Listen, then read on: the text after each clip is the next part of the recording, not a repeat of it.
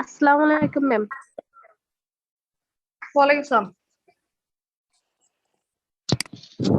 ওয়ালাইকুম আসসালাম। আপনাদের এই যে সন্ধ্যায় ক্লাস নিলাম, অসুবিধা হলো কি? জি না ম্যাম। না ম্যাম।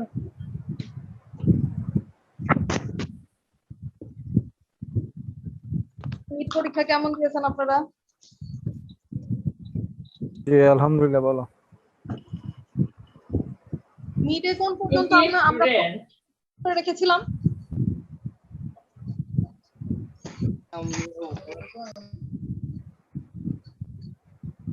মিড টার্মে আমাদের লাস্ট কতটুকু পর্যন্ত ছিল? এমএফএন পর্যন্ত ছিল। এমএফএন। আসসালামু আলাইকুম ম্যাম। এমএফএন পর্যন্ত ছিল। এমএফএন পর্যন্ত ছিল। এমএফএন তো একটা প্রিন্সিপাল। ওয়াইপো ম্যাম। আজকে ডব্লিউআইপিও থেকে শুরু হওয়ার কথা ছিল। ডব্লিউআইপিও মনে হয় শুরু করেছিলাম, তাই না? জি। কিন্তু মিড টার্মে অনেক বেশি পড়া হয়ে জি, ম্যাম। যাচ্ছিল জন্য বাদ দিয়ে দিয়েছিলাম। আচ্ছা, ডব্লিউআইপিও বলতে কি বোঝেন বলেন তো? World intellectual property organization. World intellectual property organization. জি ma'am. World intellectual property organization. আচ্ছা, আসসালামু আলাইকুম ম্যাম। ওয়ালাইকুম আসসালাম। ডব্লিউআইপিও এর সাথে ইন্টারন্যাশনাল ট্রেডের কি রিলেশন আছে? সবাই ইন্টেলেকচুয়াল প্রপার্টি পড়েছেন না আপনারা? জি জি ম্যাম। ইন্টেলেকচুয়াল প্রপার্টি ল তো সবার পড়া আছে। জি ম্যাম। প্রথমে আমাকে বলেন তো, ইন্টেলেকচুয়াল প্রপার্টি বলতে কি বুঝেন? What is intellectual property?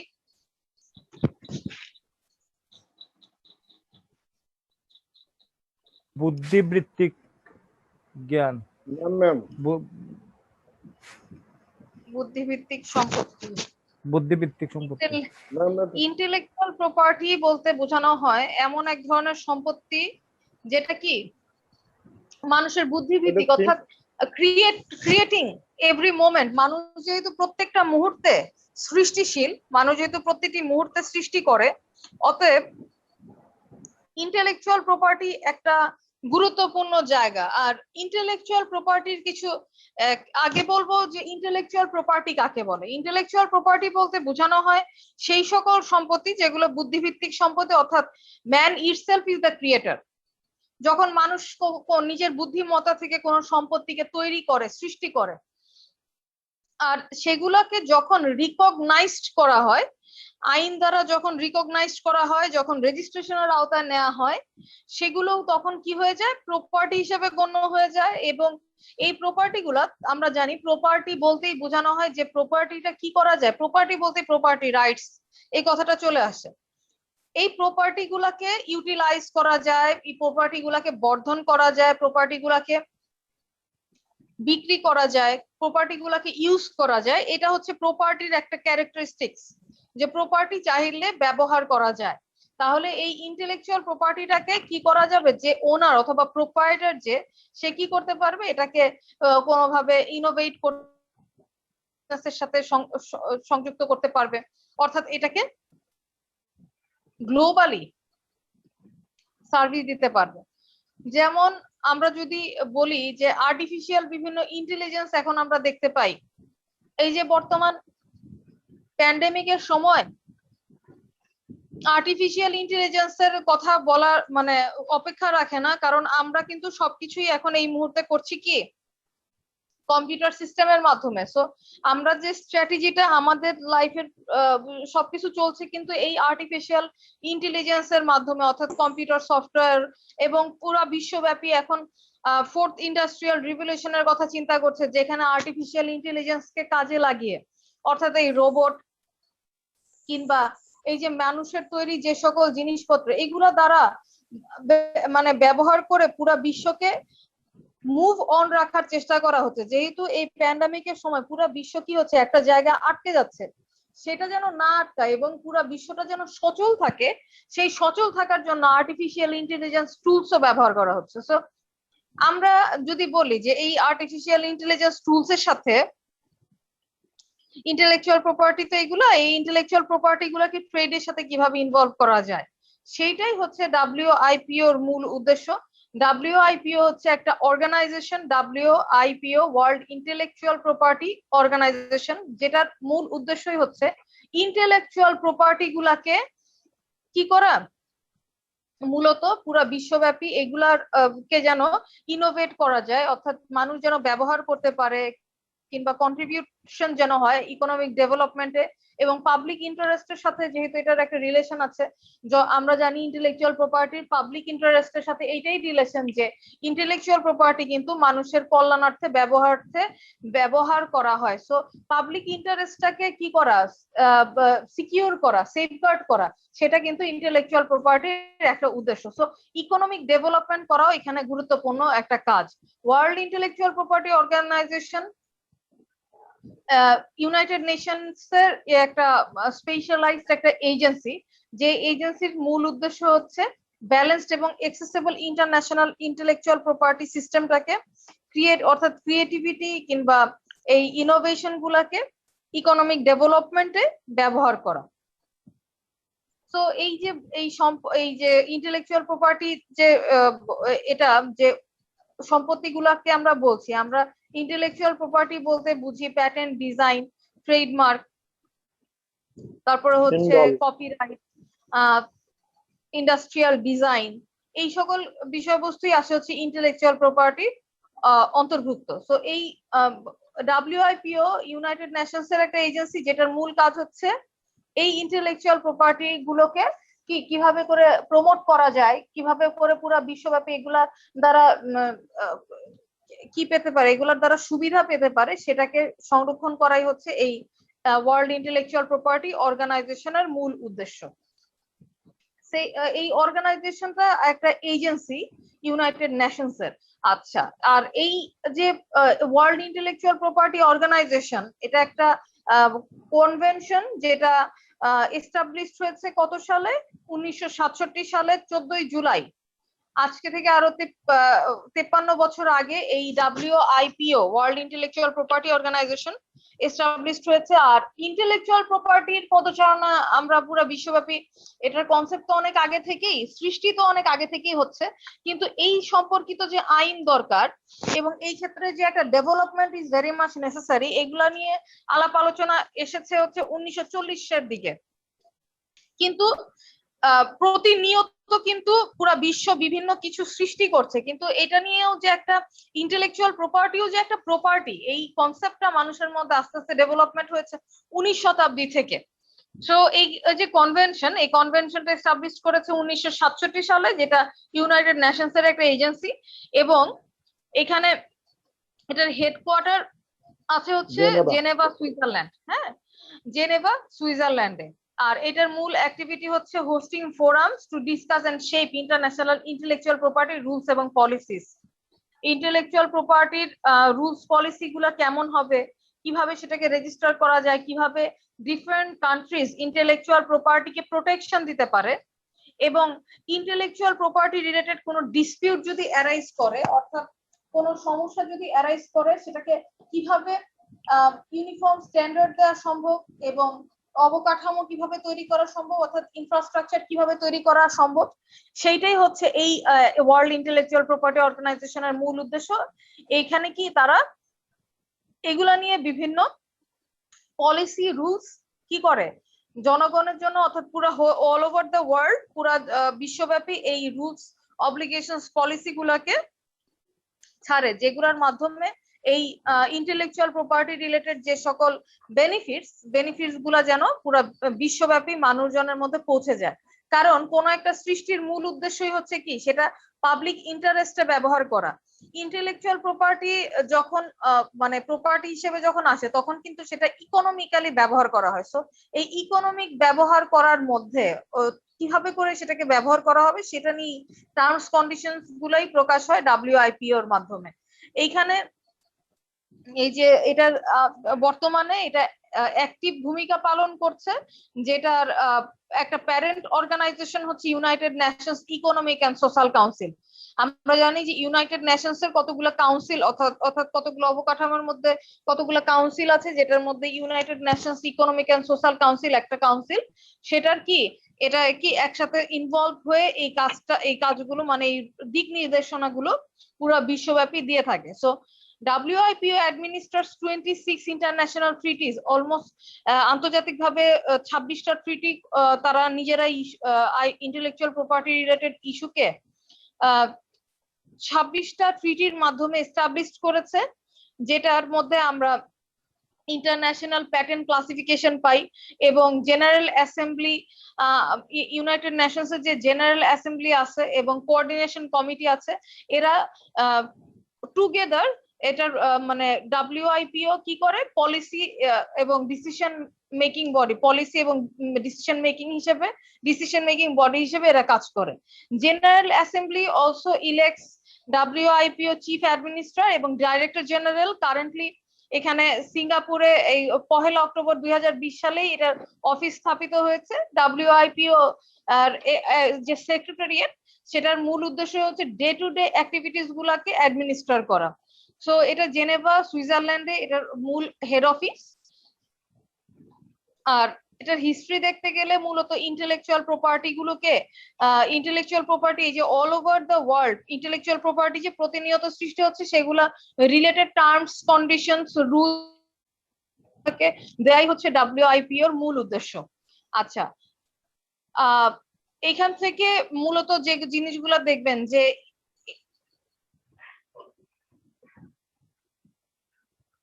Development এজেন্ডাটা কি, এই WIPO এর ডেভেলপমেন্ট এজেন্ডা কি, এরা আসলে মূলত করতে যাচ্ছে কি, কয়েকটা কথা লিখে রাখতে পারেন যে রুলস পলিসিস প্রিন্সিপালস গুলোকে দেয় যেন পুরো বিশ্বব্যাপী ইন্টেলেকচুয়াল প্রপার্টি রাইটসটাকে সংরক্ষণ করতে পারে এবং কিভাবে করে এই ইন্টেলেকচুয়াল প্রপার্টি গুলাকে ইকোনমিক্যালি মানে ক্রয় বিক্রয় করবে এবং বিভিন্ন রাষ্ট্র ব্যবহার করবে, এগুলার ব্যাপারেই পলিসি দিয়ে থাকে। আমি একটু এক্সাম্পল যদি দেই, তাহলে মনে করেন এই যে ইন্টেলেকচুয়াল প্রপার্টি বলতে আমরা কোকা কোলার যে ফর্মুলা, এই কোকা কোলার ফর্মুলাকে আমরা ইন্টেলেকচুয়াল প্রপার্টির একটা ফর্মুলা হিসেবে জানি। এই অল ওভার দ্য ওয়ার্ল্ড এই কোকা কোলা কিন্তু একটা ইন্টারন্যাশনাল একটা ভালো একটা ব্র্যান্ড, ভালো একটা পানীয়। এই পানীয় কিন্তু পুরো বিশ্বব্যাপী খুবই প্রচলিত, সবাই কিন্তু কোকা কোলা পছন্দ করে। কিন্তু কোকা কোলার যে ফর্মুলা, কোকা কোলার ফর্মুলা কিন্তু একটা এমন একটা ফর্মুলা যেটা একটা ইন্টেলেকচুয়াল প্রপার্টি হিসেবে কাউন্টেড। এটা একটা ইন্টেলেকচুয়াল প্রপার্টি পুরা বিশ্বব্যাপী। এই যে কোকা কোলা ড্রিঙ্কস আমরা পছন্দ করে এই পানীয়টা খাই, মিউট করে দেন। এই যে আমরা যে পানীয়টা খাই, এই পানীয় টেস্ট কিন্তু পুরা বিশ্বব্যাপী একই রকম। কারণ কি, কোকা কোলার একটা ফর্মুলা অর্থাৎ একটা পলিসি আছে, যে পলিসি দিয়ে এই কোকা কোলা এই কোল্ড ড্রিঙ্কসটা তৈরি করা হয়। এখন এটার যে মূল মালিকানা, এইখান থেকে একটা আমরা জানি ট্রেড সিক্রেট বলে একটা কথা আছে। ট্রেড সিক্রেট ইন্টেলেকচুয়াল প্রপার্টিতে ট্রেড সিক্রেট বলে একটা কথা আছে। ট্রেড সিক্রেট মেইনটেইন করা যায়, অর্থাৎ আপনি যে এই যে মানে ট্রেড মানে কি, ব্যবসা বাণিজ্য করবেন যে এই বাণিজ্যের কি গোপনীয়তা, এই ট্রেড সিক্রেটটা হচ্ছে এই কোকা কোলার একটা ফর্মুলার একটা ট্রেড সিক্রেট হিসেবে গণ্য হয়, যেটা কি সিক্রেট থাকবে but all over the world এগুলোকে ব্যবহার করবে। অ্যানাদার এক্সাম্পল ইউনিলিভারের বিভিন্ন প্রোডাক্ট আমরা ব্যবহার করি, কিন্তু এগুলার কিন্তু ফর্মুলাগুলো অর্থাৎ মেকিং প্রসেসটা কিংবা ফর্মুলাটা কিন্তু একটা, এবং সেই ফর্মুলাটাই অল ওভার দ্য ওয়ার্ল্ড সারা বিশ্বব্যাপী ব্যবহার করে। এই ফর্মুলার যে ট্রেড সিক্রেটটা, সেই ট্রেড সিক্রেটটা কিন্তু মূল যে মালিক অর্থাৎ ইন্টেলেকচুয়াল প্রপার্টির যে কি বলবো, এটা যে মূল মালিক যে তার হাতে কিন্তু এই ট্রেড সিক্রেটটা নিজের কাছে আছে। তাহলে WIPO যেটা করছে যে পুরো বিশ্বব্যাপী এই যে ইন্টেলেকচুয়াল প্রপার্টি গুলোকে পুরো বিশ্ব যেন সঠিকভাবে ব্যবহার করতে পারে with maintaining the trade secret, এটাই হচ্ছে এই ওয়ার্ল্ড ইন্টেলেকচুয়াল প্রপার্টি অর্গানাইজেশন এই জিনিসগুলোকে মেইনটেইন করে যেন পুরো বিশ্বব্যাপী এক রাষ্ট্র আরেক রাষ্ট্রের ইন্টেলেকচুয়াল প্রপার্টি গুলাকে ব্যবহার করতে পারে। আর ইন্টেলেকচুয়াল হয় অনেক সময় সেটা পার্সোনাল প্রপার্টিও হতে পারে, আবার অনেক সময় সেটা গভর্নমেন্ট প্রপার্টিও হতে পারে। যে ধরনের প্রপার্টি হোক না কেন, অবশ্যই ইন্টেলেকচুয়াল প্রপার্টিটা যার নামে থাকবে, অর্থাৎ যে ব্যক্তি প্রোপ্রাইটার অথবা যে ব্যক্তি মালিক, সেই ব্যক্তি অবশ্যই সেই ইন্টেলেকচুয়াল প্রপার্টিটাকে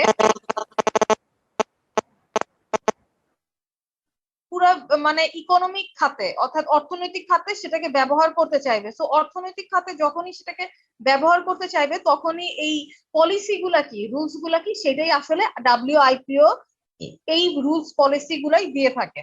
আচ্ছা, তাহলে এটা ডেভেলপমেন্ট এজেন্টটা কি, এটা কিভাবে আসলে কাজ করে? October 2004 WIPO agreed to adopt a proposal offered by Argentina and Brazil.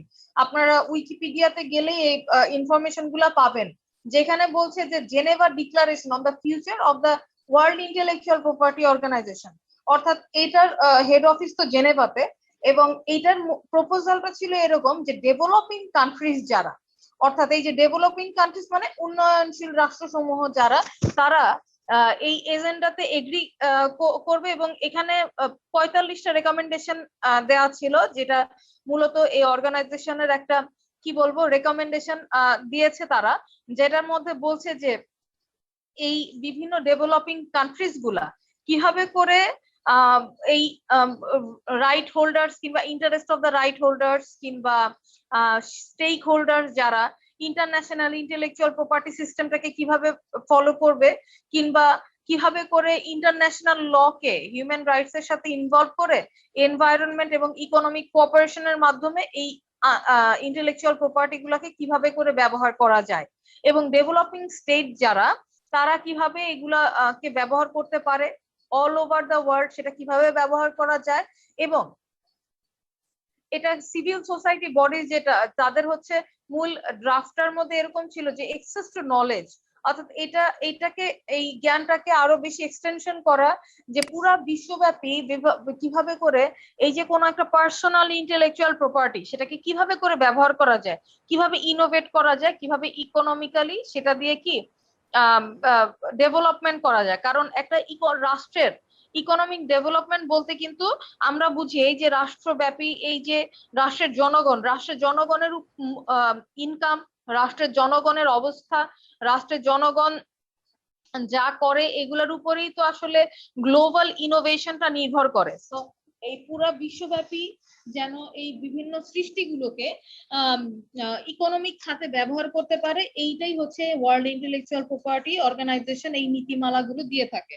তাহলে ইন শর্টে 4-5টা পয়েন্ট এভাবে মনে রাখতে পারেন যে এই অর্গানাইজেশনটা মূলত রুলস পলিসিস দেয়, যে রুলস পলিসি গুলা দিয়ে ইন্টেলেকচুয়াল প্রপার্টি কিভাবে করে পুরো বিশ্বব্যাপী অর্থাৎ অল ওভার দ্য ওয়ার্ল্ড এটাকে কিভাবে ইউজ করা সম্ভব সেই দিক নির্দেশনা গুলা দিয়ে থাকে। অ্যানাদার থিং ইজ এই WIPO এটা কার একটা এজেন্সি, এটা ইউনাইটেড নেশনস এর এজেন্সি। আচ্ছা, এখন আপনারা এখান থেকে যেটা পড়বেন যে WIPO আসলে কি, এটা তো মূলত একটা অর্গানাইজেশন এবং যেটা হোস্টিং ফোরামস এবং international intellectual property rules policies maintain করে। এভাবে আসতে পারে যে WIPO এর মূল কাজটা কি, WIPO কি করে, এইভাবে আপনাদের কোশ্চেন আসতে পারে যে what are the functions of world intellectual property organisation.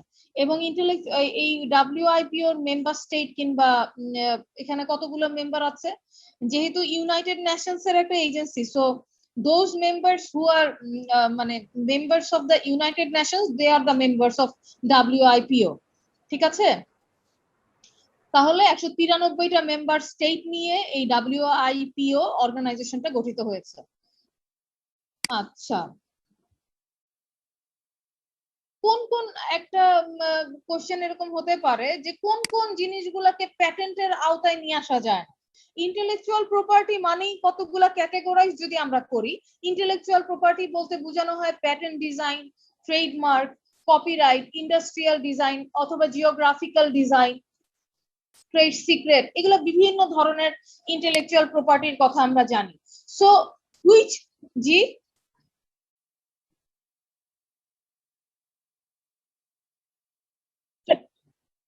অবশ্যই অবশ্যই অবশ্যই জি বলেন।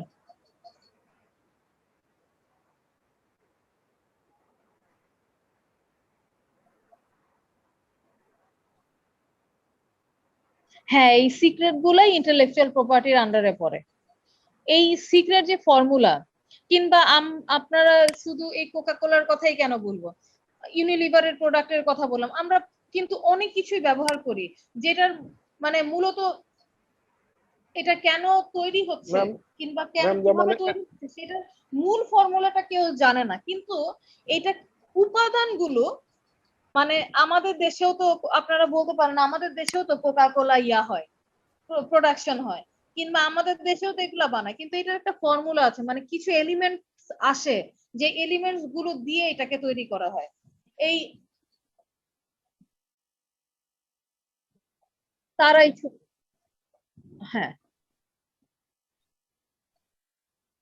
না এই জিনিস না, ডাব্লিউআইপিও এটাকে কন্ট্রোল করে না, ডাব্লিউআইপিও রুলস ফর্মুলাস অ্যাডপ্ট করে। অর্গানাইজেশন এটা তো একটা আসলে তো, শোনেন আমি একটা কথা বলি, এই যে পুরো বিশ্বব্যাপী যে ডেভেলপমেন্ট আমরা দেখি, কিংবা ইন্টারন্যাশনাল ল বলতে যদি আমরা বলি যে আন্তর্জাতিক আইন কি, আন্তর্জাতিক আইনের কোনো মাথা হাত পা নাই। আন্তর্জাতিক আইন হচ্ছে এমন একটা আইন যেটা সম্পূর্ণই বিভিন্ন রাষ্ট্র, পুরা বিশ্বব্যাপী যত রাষ্ট্র আছে, রাষ্ট্রগুলো ডিসকাশনের মাধ্যমে, নিজেরা আলাপ আলোচনার মাধ্যমে কিছু দিক নির্দেশনা, কিছু রুলস রেগুলেশন মেনটেন করে, সেগুলাকেই আমরা আন্তর্জাতিক আইন বলি। আমরা এরকম কোনো আমাদের দেশীয় আইন যদি আমরা বলি, আমাদের দেশে অনেক আইন আছে, পেনাল কোড আছে, কন্ট্রাক্ট ল আছে, কোম্পানি ল আছে, কিন্তু যদি আপনাকে বলা হয় যে বলেন তো দেখি একটা আন্তর্জাতিক আইনের নাম, আপনি বিভিন্ন ইন্টারন্যাশনাল ল এর নাম বলতে পারবেন, কিন্তু সেকশন ওয়াইজ কিন্তু এই আইনগুলো না। এই আইনগুলা কি করে, এই আইনগুলা রুলস পলিসিস দেয়, যে এই যে আমরা ইন্টারন্যাশনাল হিউম্যানিটেরিয়ান ল পড়াই আপনাদেরকে, তারপরে আমরা ইন্টারন্যাশনাল ট্রেড ল পড়ছি, আমরা কি কোনো সেকশন পড়ছি, আমরা কি কোনো স্পেসিফিক এই বইটা থেকে এরকম এরকম এরকম কিছু পড়ছি? আমরা কি পড়ছি? আমরা পড়ছি কনভেনশন, আমরা পড়ছি বিভিন্ন এগ্রিমেন্টস, বিভিন্ন অর্গানাইজেশনের মতবাদ। তাহলে ইন্টারন্যাশনাল ল আসলে হচ্ছে কি একটা বিভিন্ন রাষ্ট্রগুলো মিলিয়ে যে মতবাদটা মানে আসে। তাহলে এই যে ডাব্লিউআইপিও এগুলা কি করে, intellectual property related rules regulations policy maintain করে, যে এই যেন এই রাষ্ট্রগুলো করে। রাষ্ট্রগুলো যখন এই পলিসিটা মেনটেন করবে, তখন অটোমেটিক আন্তর্জাতিক আইনটাকে মেনটেন করার সাথে সাথেই আপনার দেশীয় আইনটাকে মেনটেন করা কিন্তু অটোমেটিক হয়ে যাবে। কারণ আন্তর্জাতিক আইন বারবার আপনাকে এটাই বলে দিচ্ছে যে দেশীয় যে আইনগুলো সেগুলাকে যেন সঠিকভাবে প্রোটেকশন দেওয়া হয়, এবং আন্তর্জাতিক ভাবে ওই রাইট গুলাকে যেন ভায়োলেশন করা না হয়, তাই না? যে স্টেট ল গুলো, সেই স্টেট ল গুলো যেন পার্টি মানে স্টেট মেম্বাররা ফলো করে, এবং পরবর্তীতে এটা যখন ইন্টারন্যাশনাল মার্কেটে যাবে সেটা যেন কোনোভাবে ভায়োলেশন না হয়। সো ইন্টেলেকচুয়াল প্রপার্টি রিলেটেড যে এই যে অর্গানাইজেশনটা, এটা আসলে বিভিন্ন মতবাদ দিয়ে থাকে, যে কোনোভাবে যেন কেউ কোনো ধরনের হ্যারাসমেন্টের শিকার না হয়। কারণ আপনার মনে করেন যে আমি আজকে এমন একটা টাইম মেশিন বানালাম, যে টাইম মেশিনটা কি করতে পারবে, পাস্টে নিয়ে যেতে পারবে। মনে করেন আমি একটা টাইম মেশিন বানালাম, তাহলে আমি তো Bangladeshi, as a citizen I am Bangladeshi, so আমি এইটার একটা প্যাটেন্ট নিলাম।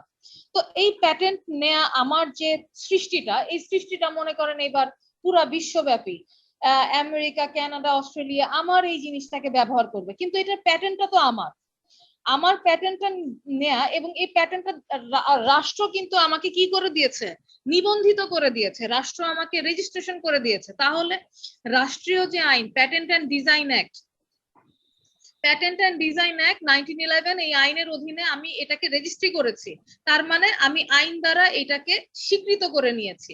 এখন এইটা যখন ইন্টারন্যাশনাল মার্কেটে যাবে, তখন এই যে আমি এই টাইম মেশিনটাকে তৈরি করলাম, এটার একটা সিক্রেট ফর্মুলা আমার কাছে আছে, সেই সিক্রেট ফর্মুলাটা যেন পুরো বিশ্বব্যাপী না হয়ে যায়, এবং সেই বিশ্বব্যাপী যেন সেটাকে কোনোভাবে যেন চুরি না করা হয়, ফ্রডুলেন্টলি ব্যবহার করা না হয়, সেইটাকেই আসলে মেনটেন করার জন্য এই ডাব্লিউআইপিও কিছু রুলস রেগুলেশন বানিয়েছে, যেগুলাকে কি আন্তর্জাতিক ভাবে সবগুলো রাষ্ট্র এগুলাকে মেনটেন করে। যেমন মনে করেন আমেরিকা যদি এখন আমার কাছ থেকে এই টাইম মেশিন তৈরির ফর্মুলা কিনে নিতে চায়, আমি কিন্তু আমার এই ফর্মুলা বিক্রি করে দিতে পারি। কারণ কি এটা একটা প্রপার্টি, আমার এই প্রপার্টিটা তো আমি বিক্রি করেই দিতে পারি, যেটা আমার বুদ্ধিভিত্তিক সম্পত্তি, এই সম্পত্তিটাকে আমি বিক্রি করে দিতে পারি না? বিক্রি করে দিলে যেটা হবে, তখন এটার মালিক আর আমি নিজেকে দাবি করতে পারবো না, তখন সেটার মালিক দাবি করবে কি, আমেরিকা সেটাকে দাবি করবে সেটার মালিকানা। সো তখন কিন্তু এটার এই যে রুলস রেগুলেশন গুলা, এই পদ্ধতি গুলাই আসলে এই ডাব্লিউআইপিও দিয়ে থাকে। সো অনেক আপনি আমাকে জিজ্ঞাসা করেছেন যে ফর্মুলাটা, এই ফর্মুলাটা যে চুরি হয়ে যাবে না, এই বিভিন্ন ফর্মুলা, বিভিন্ন সৃষ্টি, এই সৃষ্টির ফর্মুলা গুলা যেন চুরি না হয়ে যায়, সেটার ব্যাপারে এই অর্গানাইজেশন গুলা বিভিন্ন মতামত, বিভিন্ন রুলস রেগুলেশন দিয়ে রাখে, যেন কি আমরা মনে করেন আমি যে টাইম মেশিনটা বানালাম, এটা দিয়ে আমার রাষ্ট্র কি ইকোনমিক ডেভেলপমেন্ট পাবে না? আমি যে জিনিসটা আয় করব, আলটিমেটলি সেটা তো রাষ্ট্রের আয়, আমি একটা রাষ্ট্রীয় আয়, তাই না? জনগণের আয় মানেই তো রাষ্ট্রের আয়। তাহলে এই ইকোনমিক ডেভেলপমেন্টটা, অর্থাৎ এই যে লিস্ট ডেভেলপ কান্ট্রিজ বলি কিংবা ডেভেলপিং স্টেটস যদি বলি, সেই রাষ্ট্রগুলা যেন এই ফর্মুলা কিংবা এই ইন্টেলেকচুয়াল প্রপার্টি রাইটস গুলা সংরক্ষিত থাকে, কিভাবে সংরক্ষিত থাকবে, সেই রুলস পলিসি গুলাই মূলত এই ডাব্লিউআইপিও দ্বারা মেনটেন করা হয়। আর আপনি বলছিলেন কোকা কোলা কি সিক্রেট ফর্মুলা? হ্যাঁ, কোকা কোলার তৈরির ফর্মুলাটা সিক্রেট। এটার মধ্যে যে এলিমেন্টস গুলা মিশানো হয়, সেই এলিমেন্টস গুলা যে যে রাষ্ট্র মধ্যে, এই কোকা কোলা তো পুরো বিশ্বব্যাপী একটা কোল্ড, মানে ভেরি মাচ পছন্দের একটা কোল্ড ড্রিঙ্কস, সেইটার ফর্মুলাটা পাঠিয়ে দিয়ে থাকে, অর্থাৎ এলিমেন্টারি গুলা পাঠিয়ে দেয় এবং সেইগুলাকে মিশিয়ে এই কোল্ড ড্রিঙ্কসটাকে বানানো হয়। এই বিভিন্ন, এটা শুধুমাত্র কোকা কোলাই না, বিভিন্ন ধরনের এলিমেন্টস এর ক্ষেত্রে এই কথাটা বলা যায়, অর্থাৎ রেসিপি তারা দিয়ে দেয়, বিভিন্ন প্রোডাক্টই হতে পারে, যেটার মূল জিনিসটা হয়তো কেউই জানে না। It is a trade secret, এটাকে ট্রেড সিক্রেট বলা হয়।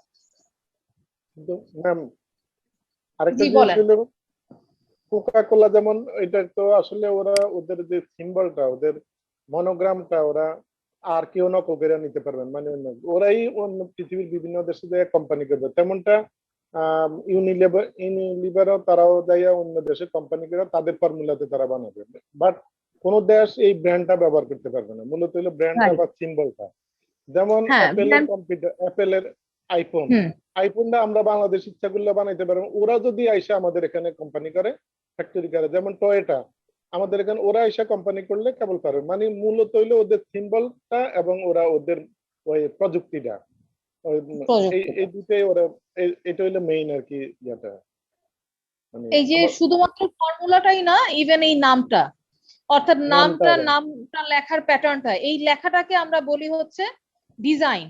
ঠিক আছে, এই যে যে ডিজাইনটা অথবা শেপটা, এই শেপটাও একটা ইন্টেলেকচুয়াল প্রপার্টির অন্তর্ভুক্ত। যখন ইন্টেলেকচুয়াল প্রপার্টির ডেফিনেশনটা যদি আমি বলি, ইন্টেলেকচুয়াল প্রপার্টি বলতে এমন এক ধরনের প্রপার্টিকে বোঝানো হয় দ্যাট ক্রিয়েটস এক্সক্লুসিভ রাইট, যেটা এক ধরনের এক্সক্লুসিভ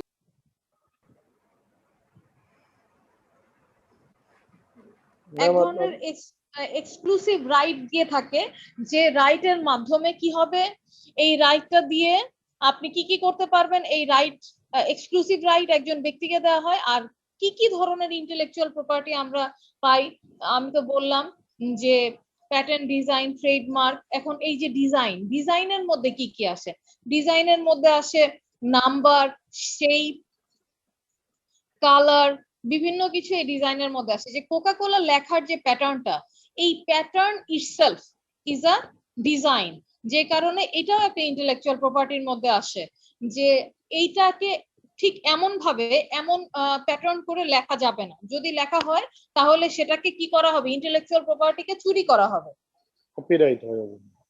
জি, আচ্ছা।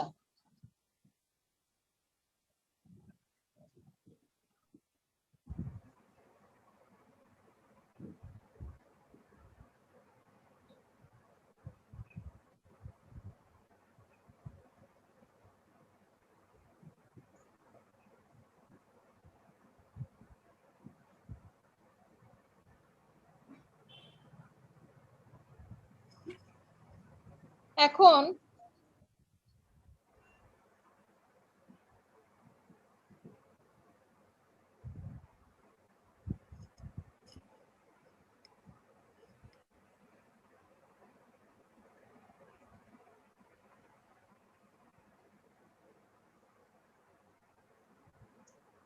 আপনারা এই ওয়ার্ল্ড ইন্টেলেকচুয়াল প্রপার্টি অর্গানাইজেশনের এটার মধ্যে দেখবেন যে এটা আসলে মূলত কি কি ফোকাস করে। Global forum for intellectual property services, policy, formation and cooperation. অর্থাৎ ইন্টেলেকচুয়াল প্রপার্টি এখন বলা যায় যে এই যে কোভিড চলাকালীন সময়ে এই যে করোনার টিকা, এই যে করোনার যে টিকা, সেই করোনার টিকা গ্লোবাল যে মানে আওয়াজ কম আসছে, বোঝা যাচ্ছে না। এখন এখন বোঝা যাচ্ছে কি? হ্যাঁ ম্যাম বোঝা যাচ্ছে, ওনার ওখানে ট্রাবল। আচ্ছা, ইন্টেলেকচুয়াল প্রপার্টি ওই যে করোনার যে টিকা অর্থাৎ কোভিড এর যে টিকা বের হয়েছে, সেই টিকাকে কি ইন্টেলেকচুয়াল প্রপার্টি হিসেবে গণ্য করা যাবে কিনা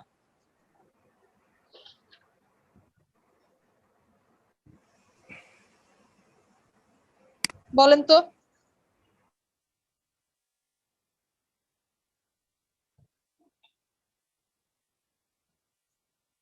এটা যদি তারা ইন্টেলেকচুয়াল প্রপার্টি হিসেবে বলতে চায়, অর্থাৎ নিজে যদি এটা বলে যে হ্যাঁ এটা একটা ইন্টেলেকচুয়াল প্রপার্টি, তাহলে এটা ইন্টেলেকচুয়াল প্রপার্টির অন্তর্ভুক্ত হবে।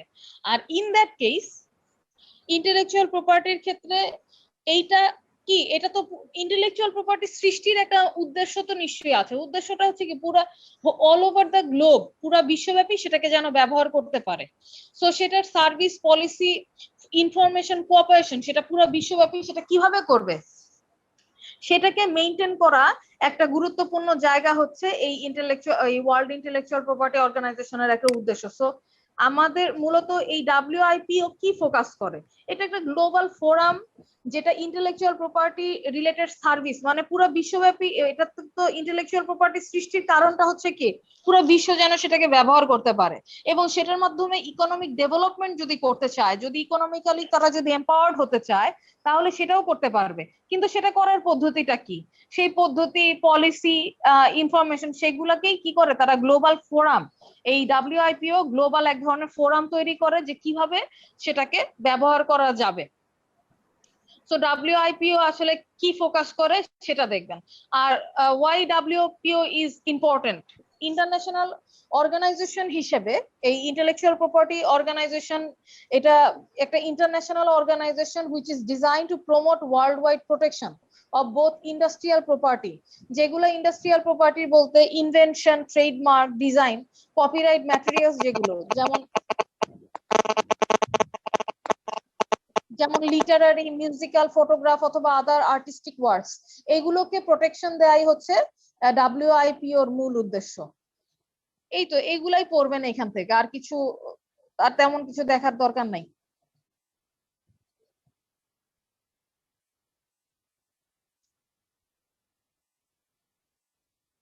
ডাব্লিউআইপিও কে ফান্ড কে করে বলেন তো?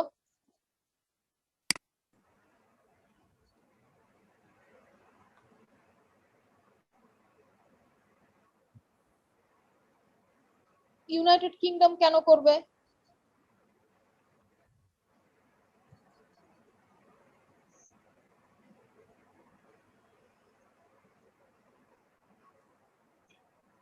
ইউনাইটেড নেশনস অর্গানাইজেশন এটা একটা, ঠিক আছে। এই ইউনাইটেড নেশনস অর্গানাইজেশন ডাব্লিউআইপিও এটা সেলফ ফাইন্যান্সিং, নিজেরাই বাজেট প্রণয়ন করে, নিজেরাই তৈরি করে এবং সবকিছু নিজেরাই ফান্ড করে। কেউ আর ইউনাইটেড কিংডম যে বললেন এগুলো হচ্ছে তো সবগুলো হচ্ছে মেম্বার স্টেট হিসেবে গণ্য, সবগুলা মেম্বার স্টেট হিসেবে গণ্য।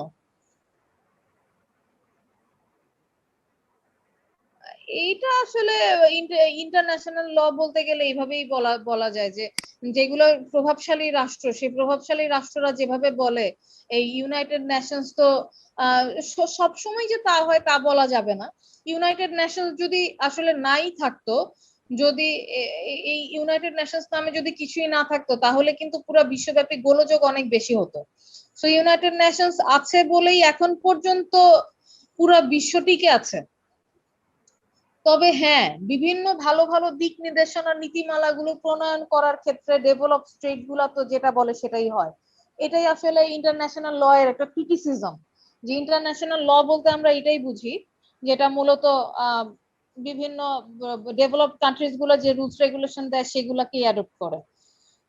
তো এখান থেকে এই পড়বেন আর কি, world intellectual property organization, how it is formulated, what is the development agenda, আর কিভাবে ফাংশনিং করে, এগুলা এখান থেকে দেখবেন। ক্লাসের আর কয় মিনিট বাকি আছে? 2 মিনিট। আচ্ছা, তাহলে WIPO নেক্সট ক্লাসে আপনাদের হোমওয়ার্ক থাকবে। আপনাদের কি আমি অ্যাসাইনমেন্ট দিয়েছি? আপনারা কি জমা দিয়ে দিয়েছেন নাকি ডেট পরে? ডেট একটা দিছিলেন ম্যাম, পরে ক্যান্সেল করা হয়েছে। কেন? পরে আসলে মিডটার্মে আসার কারণে ম্যাম আমি তো জমা দেই নাই, এই যে লিখে রেখে দিচ্ছি, আমি কি জমা দিব আজকে? আমি কি কোনো ডেট দিইনি জমা দেয়া? না, ডেট তো দেওয়া হয়নি ম্যাম। একটা ডেট দিছিলেন ম্যাম, যখন মিড টার্ম আসলো তখন বলছিলেন যে মিড টার্ম পরীক্ষার পরে আরেকটা ডেট দেবেন, আমরা লেখা রেডি রাখছি। আচ্ছা ম্যাম আমরা তো দিয়ে দিছি। আচ্ছা, যারা দিয়ে দিয়েছেন তারা তো দিয়ে দিয়েছেন। না না, নতুন করে কেন জমা দিবেন? যারা দেন নাই তারা সামনে শুক্রবারের মধ্যে জমা দিয়ে দিবেন। আর অবশ্যই অ্যাসাইনমেন্ট জমা দেওয়ার সময় উপরে উল্লেখ করবেন অ্যাসাইনমেন্ট, আর পরীক্ষার সময় অবশ্যই উপরে মিড টার্ম এটা উল্লেখ করতে হবে, ফাইনাল পরীক্ষার সময় ফাইনাল এটা উল্লেখ করতে হবে, নয়তো এই অনলাইনে পরীক্ষার খাতা দেখার সময় অনেক সমস্যা হয়, বোঝা যায় না। তাহলে তো ম্যাম আমরা গুগল ক্লাসরুমে সাবমিট করব অ্যাসাইনমেন্টটা। আপনারা যারা সাবমিট করেছেন তারা কিসে সাবমিট করেছেন? হ্যাঁ ঠিক আছে, গুগল ক্লাসরুমেই সাবমিট করবেন, অবশ্যই গুগল ক্লাসরুমেই সাবমিট করবেন।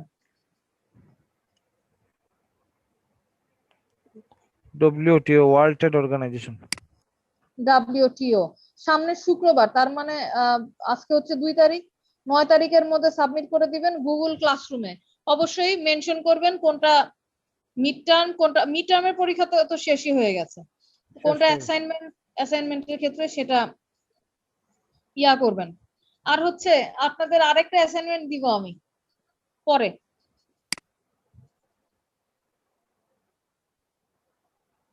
না ঈদের আগে দিব, জমা দিবেন ঈদের পরে আর কি।